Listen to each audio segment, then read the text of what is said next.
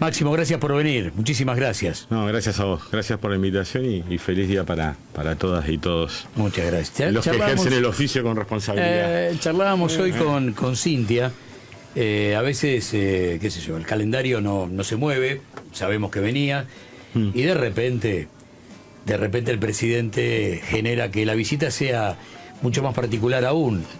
¿Por qué? Y porque en un comunicado oficial te transformó prácticamente en el jefe de una asociación ilícita parlamentaria, manejando a toda la OPO, y después, bueno, un día de ayer que fue furioso en función de una nota que había brindado un medio norteamericano hace unos días, y tira sobre la mesa algo que todos manejábamos desde el punto de vista de la matriz ideológica, pero que el tipo diga soy el principal enemigo del Estado, bueno, ya arranca otro análisis. Entonces, bueno, pintó que el día es especial. Tenerte a vos en este día termina siendo especial.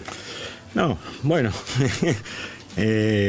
Bueno, que la oficina del presidente o el presidente mismo nombre a alguien en particular, para mí es una anécdota, no me cambia nada y me da absolutamente lo mismo. A veces por ahí también depende cómo sean los dirigentes, ¿no? A veces cuando los nombran cree que los transforman en algo predestinado, en que entonces si Milei te nombra sos el enemigo y la gente tiene que estar. Creo que es una demostración más de la pereza intelectual, ¿no? Tratar de utilizar más que a uno en persona el apellido para decir, bueno, el kirchnerismo hizo esto, sí, hizo el otro. Hay que ser más medidos y humildes en estas cosas. Aparte el trabajo que se hizo el día martes, que comenzó mucho antes, pero que el martes la sociedad pudo observar, con 160 votos a favor, si no olvido el número, tiene que ver con un núcleo de coincidencias mínima que sea respecto a un tema que en la coyuntura, y todos lo sabemos, no hace falta ser muy lúcido y avesado para darse cuenta que nuestras jubiladas y jubiladas tienen un grave problema y vienen perdiendo su poder adquisitivo desde la asunción de Milei de una manera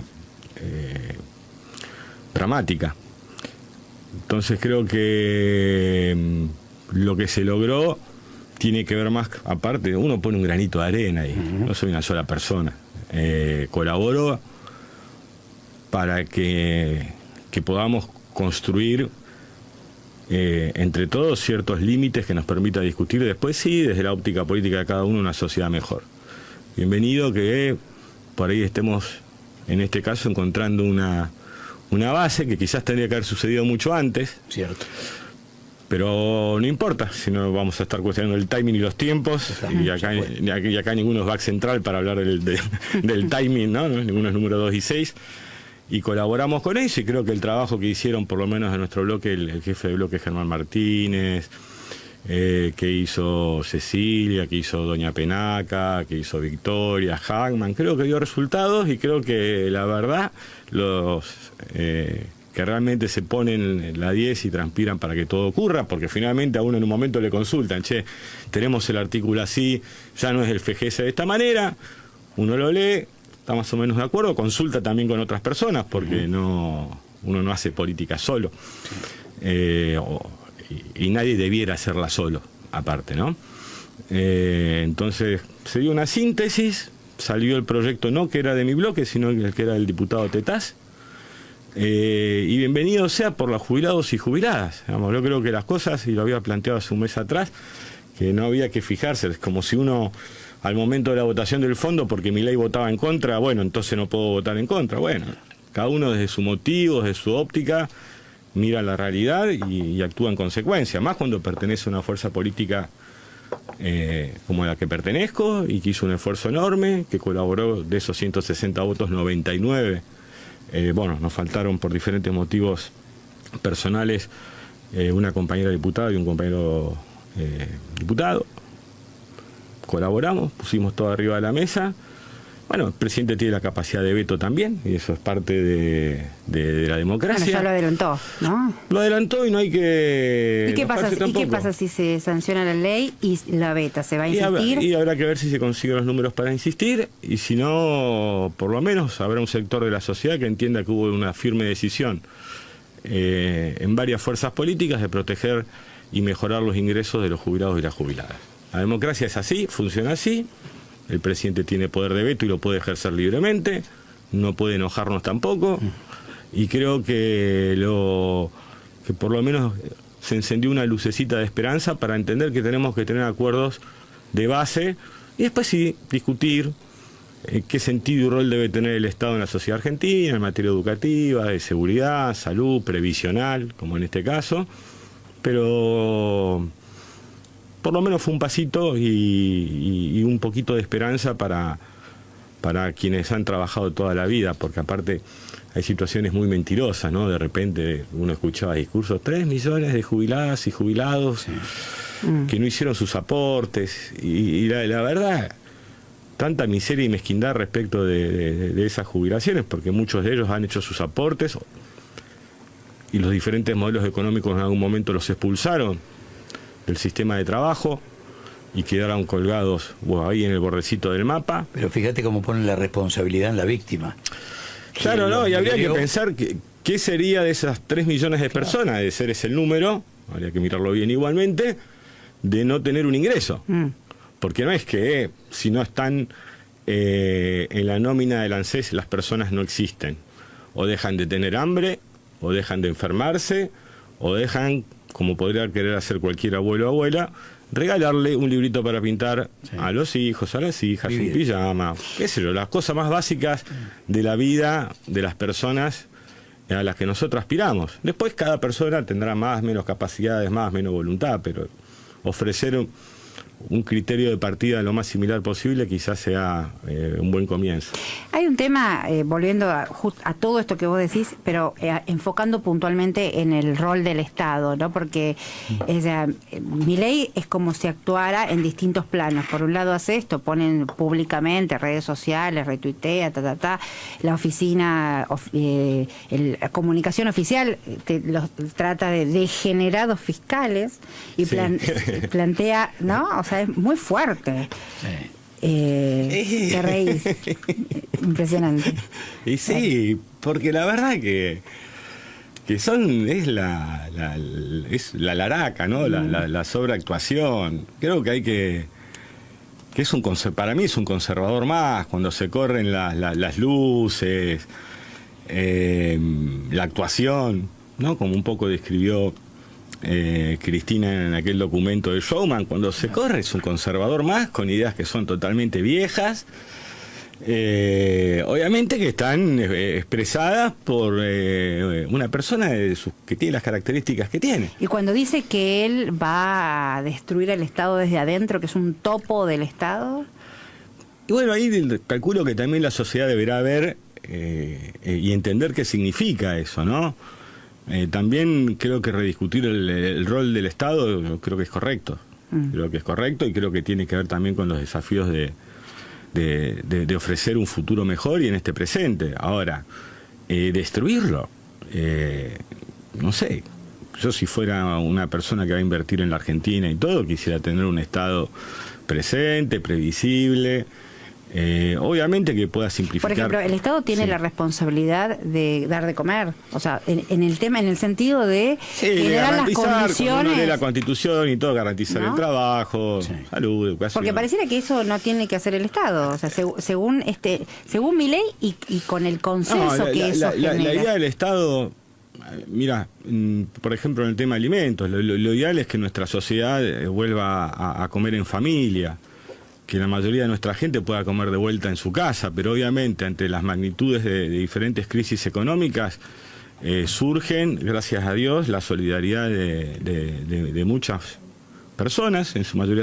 casi siempre mujeres, que en los comedores hacen un trabajo para que los pibes y las pibas de los barrios coman, y cuando eso se profundiza también alcanza a quienes van perdiendo su trabajo y dejan de comer en familia para que se puedan alimentar en los comedores. Bueno, también hay una cuestión, ¿no? Hoy estamos hablando al menos de que coman, ¿no? De que se alimenten. O sea, son varias Estamos hablando de que repartir alimentos. Sí, no de la calidad ni de los mismos, ni de cómo deben alimentarse las personas, ni de qué sirve, porque aparte el daño que produce la ausencia del alimento en la etapa de crecimiento después es irreversible. Entonces, si nosotros nos planteamos un futuro diferente, o queremos tener una propuesta diferente, necesitamos que nuestra gente por lo menos a la hora de crecer, que aparte que un pibe y una piba, ¿qué puede hacer cuando no tiene comida? Por ahí las personas más grandes encuentran maneras, pero un pibe y una piba, ¿qué hace? Y creo que si de repente hubo algo donde el Estado falló en el control de un comedor, otro comedor, lo que hay que hacer y ponerse las pilas, ya que también para eso están los funcionarios que han sido designados, los funcionarios políticos de este gobierno, se juntan con las compañeras y compañeros de los movimientos sociales o de los diferentes ONG que haya en materia y se va comedor por comedor viendo este está, este no está, y el que está en condiciones, el que demuestra que tenga el alimento, es más fácil. Yo digo que hay cuestiones muy lógicas que no deberían discutirse. O sea, yo a veces veo que de repente le entran a criticar al presidente porque usa el avión presidencial, y para mí es lo más lógico que tiene. Es presidente y usa el avión del presidente. Tan lógico como que el ministerio garantice la provisión de alimentos a los comedores más en esta situación. Las dos cosas son indiscutibles. O sea, hay que dejar muchas veces de porque uno está en un lugar u otro, ¿no?, hacer como hipérboles, ¿no?, donde se lleva todo a un límite, ¿no?, que no tiene sentido. Pero entonces, también ese sí, llevar a un límite, o por ejemplo culpar al kirchnerismo de todos los males, es un intento por, no sé, te pregunto, es un intento por que no se hable de los temas que realmente importan. Creo que hay ¿El kirchnerismo tiene la culpa de los males? No, pero por favor, acá hay otras cuestiones que están en discusiones, porque obviamente que las características por ahí histriónicas del presidente da para un montón de interpretaciones y un montón de situaciones. Ahora, en Argentina, años atrás, gente mucho más, si se quiere, a ojos, ¿no?, de lo que es el común denominador de los mainstream mediáticos y políticos, había gente que decía que la asignación universal por hijos iba por la canaleta del juego y la droga. O sea, este proceso de construcción que tenemos hoy, digamos, con este resultado se viene construyendo hace mucho tiempo en la Argentina. O sea, no es de ahora. O sea, había gente que decía que había tal organización política que estaba armada. Entonces, a mí está la descarga de odio que ha habido sobre un sector político, que en pos de destruir ese sector político, bueno, se empezó a generar este huevo de la serpiente, y ahora todos ponen cara de ¿qué nos pasó? Bueno, miremos bien, reflexionemos bien, cómo usamos el lenguaje, cómo sabemos diferenciarnos. Que no quiere decir... Las condiciones de posibilidad que hicieron... Que no quiere decir perder la vehemencia o el carácter de la pasión a la hora de expresar una idea. Eso va y puede ir en un sentido u otro. Sí. El punto es que si en mi país años atrás se decía que la asignación universal por hijos iba por la canaleta del juego de la droga, no me sorprende, digamos, lo que haga el actual presidente. Y mira vos el destino, ¿no? Sí. Porque después terminó rompiendo... el famoso encuentro de Gualeguaychú y entregándole el radicalismo al macrismo. Es la misma persona. Bueno, por eso, entonces yo creo que ahí es donde muchas veces tenemos que sentarnos a reflexionar, y esto no quiere decir que uno mañana se pueda sentar a conversar de ser necesario para proteger a los más débiles de nuestra sociedad, nuestros pibes y pibas, y aquellos que ya están arriba de los 60 y pico, y los 70 de años, que también son bastante... se saben defender bastante bien. Pero nosotros tenemos una tarea, entendemos la realidad de una manera, hemos actuado de esa manera, tratamos de afianzar esa posición y de ver cómo entre todas y todos sacamos esto adelante. Hoy casi que la tarea que tenemos es una de reducción de daños o de evitarlo todo aquello que podamos. Parece muy poco respecto de la realidad de nuestra gente, pero tampoco les quiero mentir. Tampoco les quiero prometer aquello que no puedo cumplir. Lo que sí uno puede comprometerse es a dar la pelea y demostrar, como lo ha hecho siempre, lo que vos decías recién, peronismo, kirchnerismo, no sé cómo le quieran poner, que estamos dispuestos a construir en pos de la calidad de vida de nuestra gente. De hecho, en el 2019 un poco Cristina expresó eso, ¿no? Bueno, cedo para que realmente... ante un reclamo que era mayoritario en la sociedad y lo expresaron las urnas en ese momento, el gobierno que es gran responsable de este presente que tenemos, el gobierno de Mauricio Macri, que aparte este también es el gobierno de Mauricio Macri, porque de última los preceptos que sigue Milei son aquellos que Macri, en función de autocrítica, y no era más que una reafirmación, decía, tengo que ir 2 veces más rápido de lo que fui antes. Bueno, Milei estará yendo 2 o 3 veces más rápido de lo que fue Macri, pero va en el sentido de Macri. Lo que pasa... no les gusta hacerse cargo, no andan escondidos. En vez debería ser salir y defender a su gobierno, Macri. Porque es el gobierno de él. Volviendo a la falta de entrega de alimentos, la figura de Sandra Petovelo, ¿cómo lees esa sobreprotección que le da el gobierno en las últimas semanas? No, mira, creo que un poco lo marcó Cristina el otro día cuando dice, bueno, ese ministerio tiene a cargo otros ministerios. Para darte, por ejemplo, nosotros en esas áreas estaba Carlos Tomada o Daniel Filmu, gente de un porte reconocido que fueron construyendo experiencia aparte dentro de lo que es la administración de la cosa pública y del Estado, y que vos de un día para otro no lo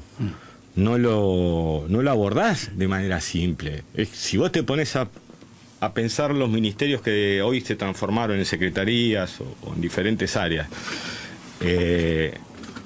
podría ser como una jefa de gabinete bis con todo lo que tiene a cargo. Sin duda. Y aparte construir un gobierno entre diferentes personas que no se conocen entre sí, que no tienen un hábito de trabajo o de discusión entre sí en el tiempo. Por eso es importante muchas veces algo que es menoscabado en líneas generales por los grandes medios de comunicación y se le ataca, que son las construcciones políticas.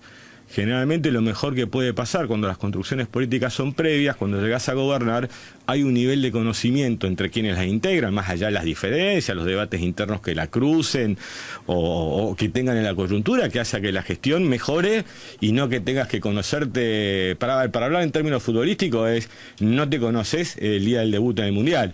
O sea, ya por lo menos tuviste un par de entrenamientos, sabés que el otro con cuál le pega. Bueno, creo que hay una suma de responsabilidades en la figura de ella que exceden largamente hoy su capacidad. Quizás con el tiempo es una persona que puede mejorar, pero hoy está claro que no tiene la suficiente capacidad para llevar adelante todo eso, y deberá el presidente encontrar la manera o ayudarla para que eso funcione de mejor manera. Ahora, las ideas que expresa son las ideas que expresan. Y ahí hay otro tema, entonces.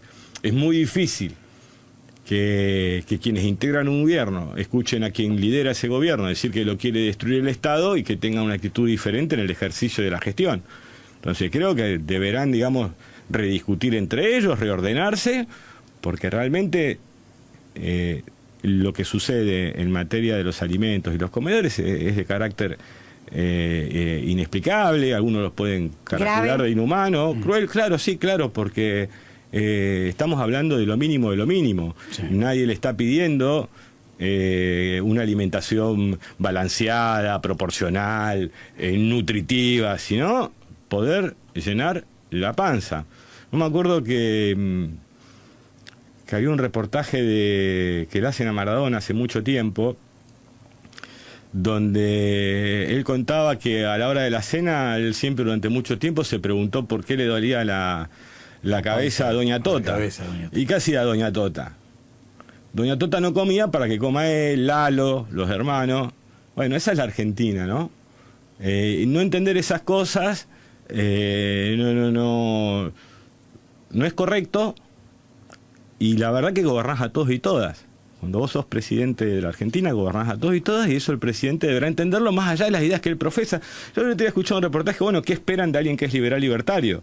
Bueno, en parte se le asigna cierta razón y la sociedad lo votó, y yo respeto el voto de mi sociedad, porque lo que uno ve en la dirigencia argentina generalmente es que la sociedad es maravillosa cuando lo vota, pero es muy mala cuando no la vota, y yo respeto.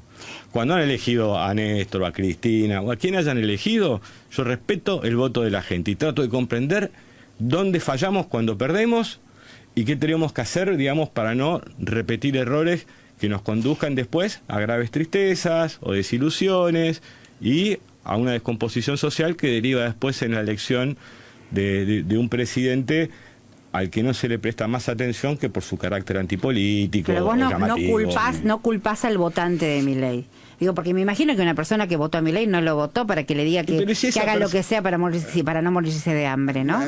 Más allá de algunos comportamientos estancos sociales que hay a la hora de votar, bueno, la derecha en Argentina también tiene un voto cautivo. Claro. Por fuera de lo que dura, digamos. Hay un odio que viaja en el ADN. Pueden hacer, sí, hay un sector que solo encuentra que empatiza a través del odio, pero hay otro que por ahí tampoco podemos calificar de odiador, pero que sí tiene tintes antiperonistas, sí, claro. o muy individualista, que vota de una manera. Ahora, esos son sectores más estancos de la sociedad argentina. Después siempre hay un territorio en disputa. Bueno, habrá que ver cómo recuperamos, digamos, el diálogo y cómo con el tiempo logramos que nos vuelvan a escuchar. Porque uno escucha, uno está atento, trata de corregir, a veces lo logra y a veces no, pero me parece que esto de que cuando nos votan a nosotros la sociedad es maravillosa y cuando votan a otro sentido, ay, Dios mío, el país donde vivo, no nos conduce a ningún lado. Quizás también haga más falta, como decía hace un ratito, que los debates políticos tengan menos estridencias en las palabras, más consistencia en los números, que se expliquen desde situaciones lógicas y no creencias abstractas, digamos, que aparte, porque una de las situaciones que uno ve en el día a día o que trata de instalar el gobierno nacional es no me dejan, me están poniendo trabas, el riesgo país sube por esto, por aquello. Acá este tipo de políticas en la Argentina se aplicaron y de una manera cruel entre 1976 y 1983. No voy a hablar del carácter inhumano, cruel, desaparecedor, torturador, apropiador de niños de la dictadura. Vamos a hablar de la parte económica. Sí. ¿Qué resistencia tuvo para llevar adelante su plan económico? La poca que hubo, la poca que quedó fue barrida, torturada, expulsada, exiliada, y sin embargo fracasaron las ideas. De hecho, cuando Cristina saca su documento, había un dato que obviamente por razones obvias uno no lo tenía, porque uno tenía 6, 7 años, que en 1983, con la inflación que recibe el gobierno Alfonsín, y con la deuda, y cómo multiplica la deuda la dictadura. Obviamente que muchas veces se aborda más por el lado de lo que fue un genocidio, la tortura, la violación de mujeres. Un desastre hicieron. Aparte humana hicieron un desastre. Ahora en lo económico, otro desastre más también. Ahora posiblemente el terrorismo de Estado, como sucedió antes en Chile, fue la primera medida económica. Sin terrorismo de Estado, porque cuando vos ves cómo se llevaron comisiones obreras enteras. Entre el 76 y el 77, claro. Entendés que esa es la primera de todas las medidas. Sin irme de la historia y yendo al relato de Milei, en su construcción hay un revoleo permanente de mentiras históricas, ¿no? A ver. Y hay un montón de pibes que indefensos escuchan y dicen, bueno, será así. Estiró la barrera de los 70 años, él habla ahora de los 100 años, sí, ¿no? Se fue a 100 años. Sí. Y entonces, no solamente se llevó por delante a gran parte de lo mejor del siglo XX, se llevó por delante a los 9 años del 46 al 55, que es prácticamente creación de la industria liviana, de la industria pesada, de los derechos laborales, independencia económica, terminar con el pago de la deuda, empezar a estatizar los servicios. Aviones. Bueno, hay una frase de Perón que lo pinta todo, que es: cuando llegamos al gobierno importábamos hasta los alfileres que consumían las modistas. Claro. Y cuando vino el golpe hacíamos buques de ultramar. Exactamente. Bueno, parece que todo eso no sucedió. Mercante. Ahora, después, entre el 2003 y el 2015, saliendo de 2001, de 24% de desocupación, más del 50% argentino debajo de la línea de pobreza, una deuda externa monumental, casi de 180.000 millones de dólares, 39 cadáveres, un país con 14 cuasi monedas, la pucha que han pasado cosas, desde crecer a tasas chinas. Bueno, ¿cómo hacemos para poner de pie la verdad histórica? Porque es lo que confronta con lo que sucede en la realidad en este momento. Mira, para no remontarnos, después vamos a las cuestiones más históricas, pero hoy a la mañana estaba leyendo algunos informes, algunas cuestiones que a veces uno tiene pendiente, y recordaba que en algún momento, no sé si fue del 2022 o el 2023, en ese momento era la vicepresidenta Cristina, explica en una de esas clases que hace con sus filminas y todo eso, las características de cómo... No la critiques porque nosotros acá pero ¿cómo no vamos a debatir y discutir? Aparte la compañera, a mí si algo tiene es capacidad y ganas de discutir y debatir, no como otros. Entonces, lo que uno miraba Puede ser que lo haya discutido con ella y piense que lo dijo en público, pero para mí fue en público. La discusión cuando me iba a explicar que iba a hacer un recorte de tanto. ¿no? Del PBI. Sí. Entonces que tiene un momento agarran unos numeritos y dice, bueno, para hacer esto tiene que avanzar sobre las jubilaciones. Claro. Por el peso que tiene la inversión, no el gasto previsional, la inversión. Porque la palabra gasto siempre la atamos, ¿no? A nuestras jubiladas, a nuestra salud y a nuestra educación. El pupitre es un gasto, la gasa es un gasto, los medicamentos, eso es invertís en la gente. Invertís en tu sociedad. Correa decía, el gasto sos vos, ¿no? Cuando te hablan del gasto, el gasto sos vos, es tu vida. Y estas cosas muchas veces también, ellos han logrado, con mucho inesperado a mi entender éxito, que algunos sectores sociales, para nada de los más favorecidos durante la historia argentina, se sientan culpables cuando perciben una mano o media mano o 3 dedos del Estado, porque muchas veces no es más que eso, diciendo, no, pero yo trabajo, o sea, termina nuestro pueblo, el más trabajador, el más humilde, el que muchas veces no conoció un recibo de sueldo y vive en la informalidad sintiendo culpa, y aquellos que lo tienen todo, se han llevado todo, que son o tienen sus grandes promociones, como las ha tenido Tecpetrol, por ejemplo, en el precio del gas en Vaca Muerta, nunca sienten culpa de nada. Han logrado que nuestro pueblo sienta culpa de sus penurias, pero no aquellos que lo tienen toda vergüenza, digamos, de no ser más solidarios con aquellos que lo han ayudado a generar esa riqueza. Y esta es la discusión que nosotros queremos tener. Yo quiero empresarios fuertes en la Argentina, sí, también quiero empresarias fuertes, empresarios, queremos eso. Y si son de origen nacional, mejor aún todavía. Ahora, bueno, muchachos, todos los reconocemos que existen ustedes. Es hora que también ese sector de poder económico reconozca que existe la gente. O sea, todos, bueno, los mercados existen. Para los mercados la gente no existe. Es una variable de ajuste. Como que si no existen o no están dentro de lo que el Estado invierte o en algún lugar, no tienen necesidades, no necesitan un pedazo de tierra donde vivir, una vivienda donde empezar a desarrollar sus sueños, sus frustraciones también, porque no es que todo nos sale bien. Pero bueno, en el marco de esta cuestión, que aparte tanto se discute la propiedad privada, bueno, logremos que haya más personas que accedan a la propiedad privada en la Argentina, o sea, una vivienda, porque estos planes económicos lo que uno logran es que nuestra sociedad tenga cada vez menos acceso a la propiedad privada y eso sea para unos pocos. Y el resto tenga o que fatigar, digamos, para poder ya no conseguir un alquiler, sino pagarlo, o un pedacito de tierra, o como también denunció la pandemia, el hacinamiento en el que vive una parte de nuestra sociedad. Por eso, cuando hicimos el aporte solidario, entendimos que una ley como el RENAVAP, hablando de qué se financia y no se financia, yo recuerdo que esa ley dictada durante el macrismo, que fue una ley escrita por Massot, Carrió y Mario Negri, estaba sin financiamiento. Claro. Estaba sin financiamiento.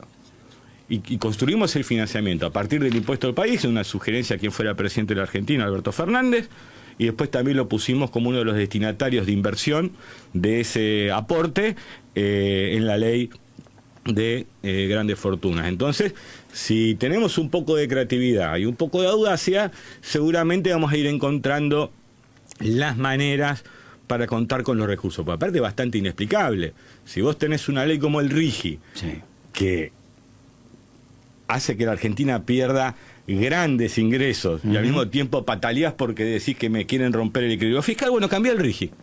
Saca el RIGI de la ley base y vas a ver cómo vas a tener los ingresos para nuestras jubiladas y nuestros jubilados. Porque es tal el grado de incomprensión, digamos, de la situación, que ahora resulta que Petronas, los malayos, ayer lo veía el embajador de Malasia con el señor Francos, ahora quieren el RIGI. Me voy a decir una cosa, y lo voté. Para mí era bastante laxo ya el acuerdo de Petronas con YPF. Ya estábamos cediendo más de lo que uno entiende debe ceder, y ahora resulta que los malayos dicen, no, ahora yo no quiero, tiene media sanción de diputados y está en el Senado. Y ahora viene el embajador de Malasia, obviamente, a hacer el lobby por sus empresas y por sus cuestiones, a decir, no, yo quiero el RIGI.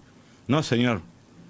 Usted tuvo un acuerdo con el Estado argentino y sabe muy bien que con esa media sanción el proyecto era viable. ¿Qué hace el gobierno argentino? Le da y concede aún más a una empresa extranjera, como es Petronas y Mala, con el RIGI de Malasia. Con transferencia de jurisdicción, o sea, no se va a discutir aparte, acá. No, pero también estaba lo otro, o sea, por eso digo que quizá era bastante laxo. Claro. Y en vez de algo que había aceptado ya el capital extranjero, como en este caso, le damos más facilidades. Si ya habían aceptado el otro, ¿para qué se entiende la innecesidad de lo que es el RIGI y que es abusivo y que tratan de abusarse de las condiciones en las que quedó Argentina después de la fiesta del endeudamiento de la que Macri, como decía el otro, no hablemos más de la deuda del fondo, hablemos de esto, no, vamos a discutirlo porque el ministro de Economía de Milei es el ministro de Economía de Macri. La ministra de Seguridad de Milei es la ministra de Seguridad de Macri. Entonces, que dé la cara, porque después no vaya a ser que me lo presenten en 60 días como un salvador. Es el máximo responsable de la situación que tiene nuestro país hoy. Y dentro de ese por contexto, eso perdió la reelección y por eso ni siquiera pudo presentarse en una elección. Claro. Entonces tendría que tener más humildad, entender que sus ideas no son tan buenas como dice y tratar de sacar a la Argentina adelante en vez de ver qué cuota parte del gobierno puede manotear para hacer daño o negocio. Entonces Macri está, porque viste que hay quienes discuten, no, Macri no tiene injerencia. Pero ¿cómo que no? Si tuitea cada tanto a decir esta ley, esto, el otro, ¿no? Desde algún lugar que va a ser donde uno está jugando al bridge, hace un tuit entre bridge y bridge y... Primero está con el 26% que aportó para la segunda vuelta, ¿no? ¿Sabés qué? Claro, obvio. Primero está el documento de Cristina, que pone en discusión cosas muy interesantes, lo tratamos aquí como agenda principal, y ahora sale un documento, Patria Sí, aportes para el debate del campo popular, para el debate, que además abre la convocatoria al plenario, un plenario que va a haber en Lanús el 8. Lo tengo para leer, todavía no lo Bueno, te voy a plantear un tema del documento, porque tiene que ver con lo que vos estás diciendo. El gobierno de Milei es un intento por volver a sintetizar a los grupos económicos locales y al capital financiero internacional. Esta convergencia no se experimentaba desde la década del 90. Cuando ambos sectores del poder dominante participaron de las privatizaciones menemistas. O sea, es un esquema que supone, que esto que vos decís, el RIGI, la ley bases, que supone un regreso recargado a la década del 90 con vaca muerta como moneda de cambio. Vaca muerta, el salar del hombre muerto, si querés también, y todo lo que es el litio en el norte argentino, tenemos el acuífero guaraní, hay más todavía... quizás más chicas que vaca muerta, pero diferentes macizos, donde también es más shale gas, shale oil. Tenemos una pampa húmeda enorme. Eso está en juego. Generadora de alimentos y proteínas, nuestra pampa azul, ¿no? Todo lo que es la costa argentina. Entonces creo que si realmente no se presta atención y esto avanza, así en 3 años el pueblo argentino... ponerle que se sanciona este RIGI que sale y así el 80% en 3 años estemos en desacuerdo con la existencia del RIGI, el problema que vamos a tener es que cuando lo querramos sacar, los tribunales extranjeros que siempre fallan en contra de nuestro país, o casi siempre, 9 de cada 10, ya sabemos cómo van a fallar. Por eso es importante quizás retirar el RIGI de esta ley bases y discutir un régimen de inversiones entre todas las fuerzas políticas por la extensión misma que tienen sus 30 años. Entonces, por ejemplo, para darte un ejemplo de lo que sucedía con Petronas. Petronas, a partir de que si el millón de BTU valía $15, entraba a debitar impuestos en la Argentina o a pagar diferente tipo de imposiciones fiscales. En el RIGI no. Ese acuerdo con Petronas decía que el 15% tenía que tener, digamos, manufactura nacional y tener que integrar al circuito de la industria argentina en su característica, ya sea mini, pyme o de servicios, de catering, Esto no. Entonces, ahí está, y es grave, porque entiendo, y obviamente avanza, sobre derechos de nuestros compañeros trabajadores y trabajadoras, pero sabemos muy bien que si tenemos la capacidad y la inteligencia de volver a construir una mayoría en la Argentina, que eso también se exprese legislativamente, esos derechos laborales que hoy les están arrancando los podamos recuperar. Como fue, y se derogó en su momento, lo que fue la famosa ley Banelco en el 2004, fines del 2003 o tránsito del 2004. Hay otras cosas que tienen otro calado y otra profundidad, como es en el tema del RIGI, que quizás no son parte de la discusión mediática, por obvias razones, y por un montón de situaciones, pero creo que también el empresariado nacional debería mirar con atención esto y expresarse en un sentido, porque la verdad que aparte uno conoce diferentes proyectos. Mire, Chevron funcionó y fue, digamos, uno de los aceleradores de la producción en vaca muerta.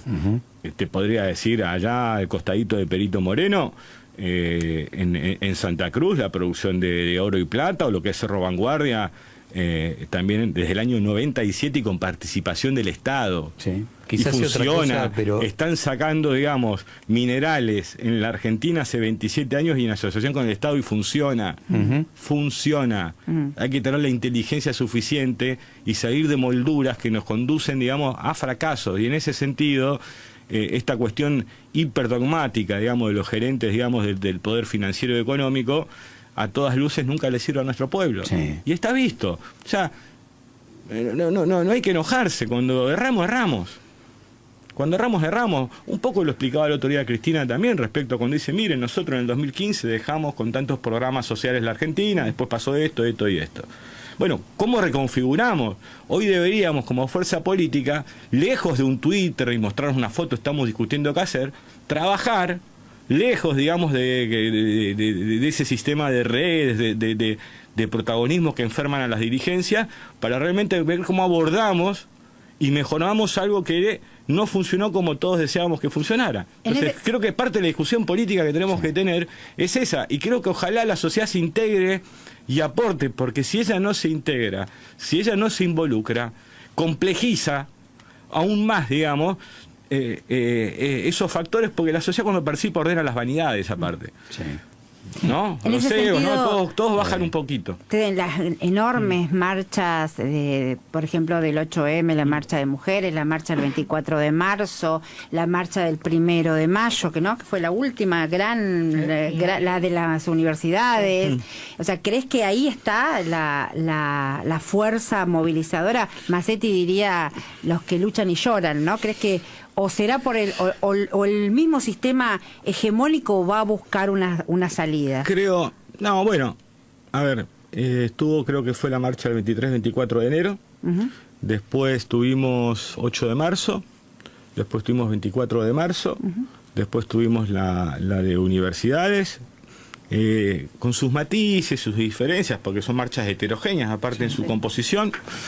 Se dieron primero, más allá de su masividad, también pacíficas, más allá de las provocaciones, digamos, de un protocolo inaplicable cuando se moviliza tanta gente, y que lo que hace es más provocar el desorden que evitarlo.